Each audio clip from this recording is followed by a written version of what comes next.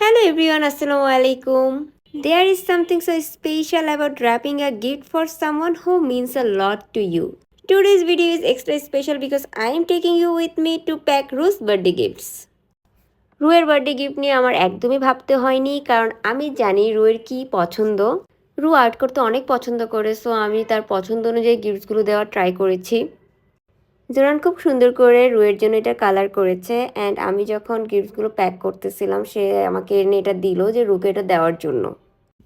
Actually আমার plan ছিল new market গিয়ে সবগুলো আর্ট সাপ্লাইজ একসাথে রুয়ের জন্য কিনবো, বাট টানা বৃষ্টিতে সেখানে কোমর সমান পানি ছিল, সো আমি নিউ মার্কেট যাওয়ার একদম সাহসই করতে পারি নাই।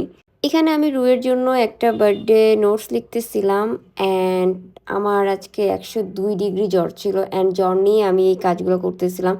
কারণ বাচ্চারা আমার কাছে খুবই স্পেশাল অ্যান্ড আমি বাচ্চাদেরকে খুবই পছন্দ করি। আর রু যেহেতু আমার ছেলের ফ্রেন্ড, সো রু আমার কাছে অনেক অনেক স্পেশাল।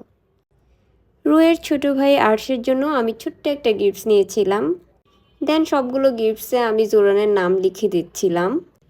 সো এটা ছিল বড় ক্যানভাসটা অ্যান্ড এখানেও আমি রুয়ের জন্য ছোট্ট একটা বার্থডে নোট লিখে দিয়েছিলাম। সো এই তো এখানে আমার সবগুলো গিফট প্যাক করা শেষ। আমি জানি না গিফটসগুলো কেমন হয়েছে, বাট আমি রুকে খুব ভালোবেসে গিফটসগুলো দিয়েছি অ্যান্ড আমি চাই ওর প্রতিটা ড্রিম পূরণ হোক। হ্যাপি বার্থডে রু, তুমি তোমার মায়ের খুব লক্ষ্মী একটা বাচ্চা। দোয়া করি তুমি সবসময় ভালো থাকো বাবা।